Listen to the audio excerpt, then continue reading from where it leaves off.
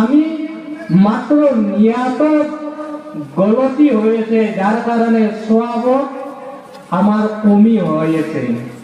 আপনি যদি নিয়াত করে ইয়াত বহি 26 নম্বর পারাত এটা আয়াতত লিখিছে, যদি মানুহ গুনাহ কৰি কৰি লাষ্টত ঘূৰি আহে, ইল্লা মান তাবা, যদি মানুহজনে তওবা কৰে, নতুন করে ঈমান আনে, নতুন করে আমলে সালিহা করে, আল্লাহ তাবারক তাআলাই কৈছে তার পরবর্তীর গুনাহসমূহ মই নেকিলৈ পরিবর্তন কৰি দিও। কিয়?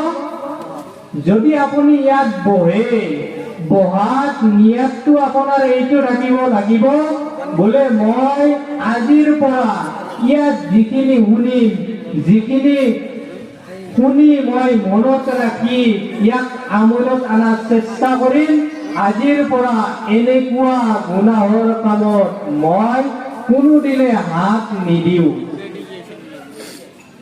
যদিহে এইটো নিয়ত কৰে, সেইবিলাকৰ হে আল্লাহ তাবাৰক তাআলাই পৰৱৰ্তীৰ গুনাহবিলাক নেকিত পৰিৱৰ্তন কৰে। আমাৰ যিবিলাক 4 মাহ বা 40 দিনত পঢ়া তবলিগী জামাতৰ ভাইসকলে কয়,